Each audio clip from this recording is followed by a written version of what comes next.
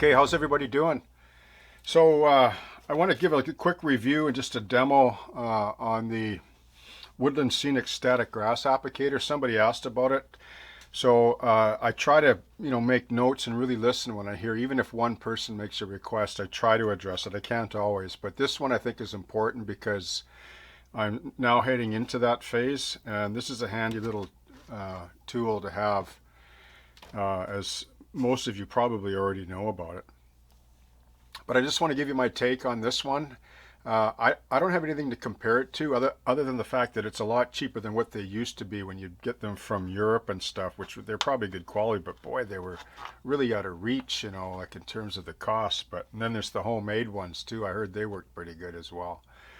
But anyway, I was, in a hobby store early last spring, I think it was, and I didn't have this for Glover Road. I just did it with a vacuum, kind of Spartan kind of method. But so I picked one of these up. I probably paid too much for it. I think it was about 80 bucks or something, or 90 with tax and everything.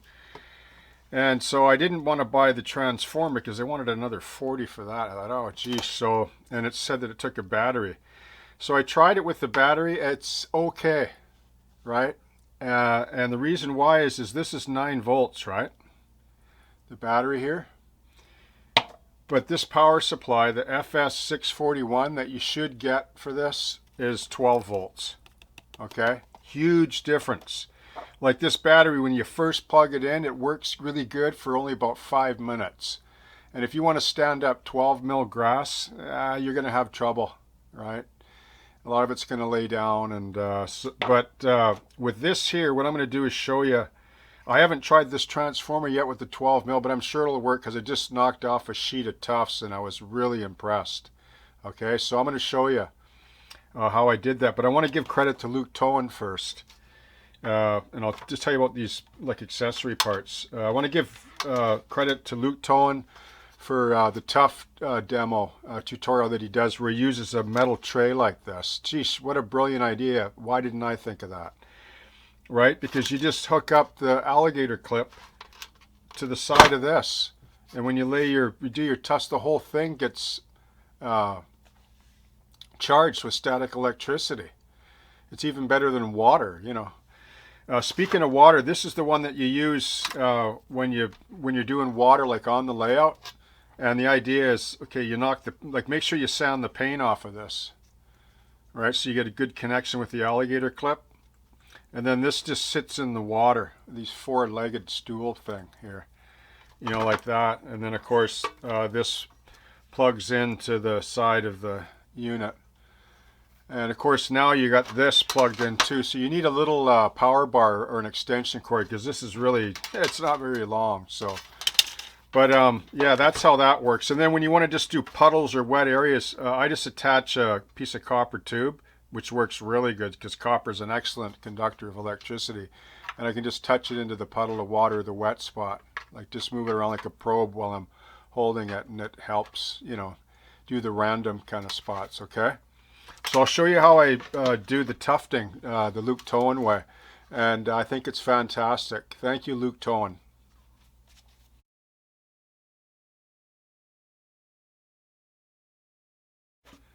Okay, so the first thing I'm going to do is I'm going to load this up with static grass. Fill it up to about like that, at least halfway. And that just twists on. Okay. Now I just want to show you how I lay up the parchment paper, okay?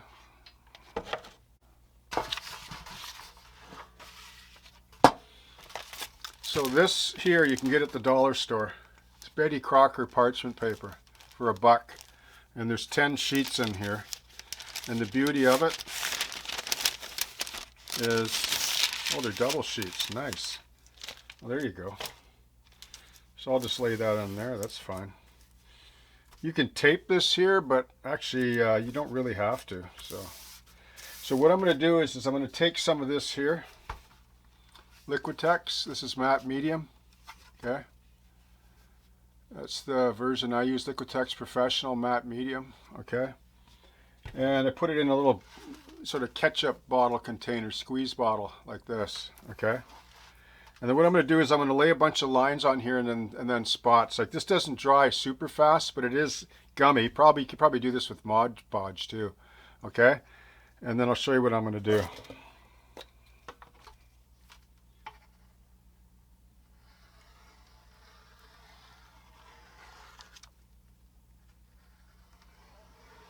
The closer you get together, the lines, the more tufts and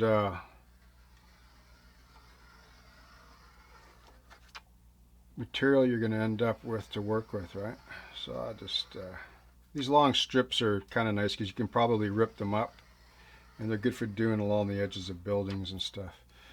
And then this here, I'm just going to do dots like this.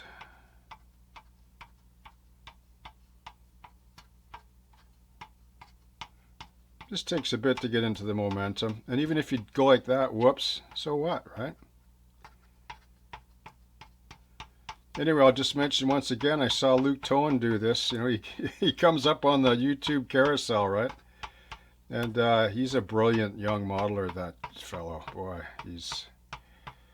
I got a lot of respect for that gentleman. He's works hard. He has high production value on his channel, and he's a great asset to the model railroad community. So everybody can learn from everybody, right? That's the beauty of the online community, you know. Like I know the model railroad hobby in the tangible, real sense is fragmented a lot over the years, but I think that you know, social media has been good for it. That's just the culture we live in now, you know what I mean? Okay, so there we go. There's a nice little garden patch, right? And all we do is we kick on this bad boy here, nice 12 volts, and I just hold it above about an inch and let it start to rain down a bit, and then I just work it a bit like this.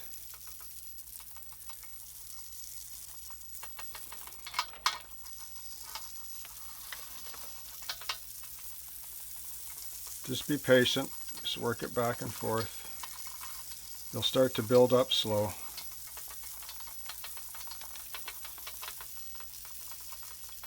Woohoo! You can hear it raining down.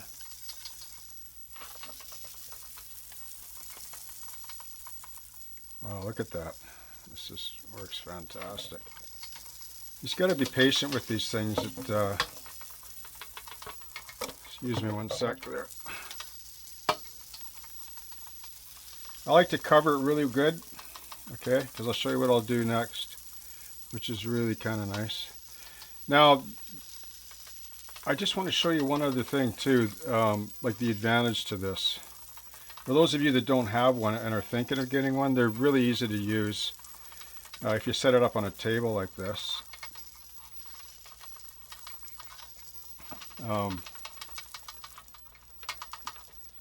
So I would pick up some of these once in a while, right?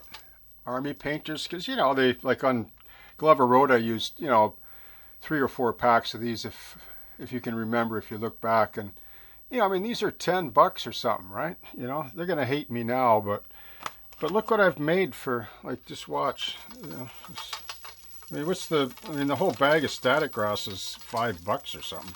And you could probably make I don't know, 8 of these sheets.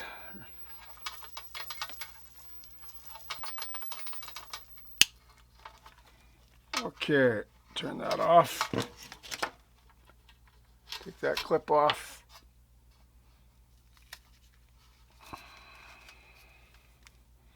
Now the nice thing about taping this is you can tip it upside down easier.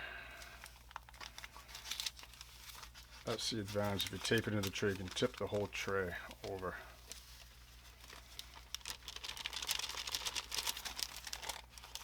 Look at that, isn't that nice? There you go. I mean, how long did that take? So I guess the static grass applicator, I guess when it's done, like when you're done with one bag of these, and if you can make 10 sheets of those, it's more than double paid for itself if you go and buy these. All right, 1 bag of static grass, pretty much with this.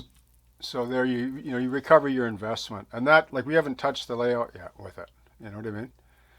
So isn't that great? Make sure you get the transformer though. The Woodland Scenics Static Grass Applicator, and thank you Luke Tone for the tutorial. Grass Tufts, endless supply for your layout.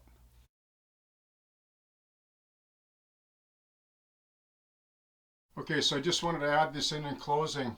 So it might seem a little bit of an output cash to put out to get a static grass applicator if you don't have one, but it's well worth it in one go. Like this static applicator, I've only used a few times over the past year now, but for this project here, it totally paid for itself in this one spread of Tufts. Like they're gonna, you know, like I have full confidence in this matte medium too. They'll just pop just like the retail ones.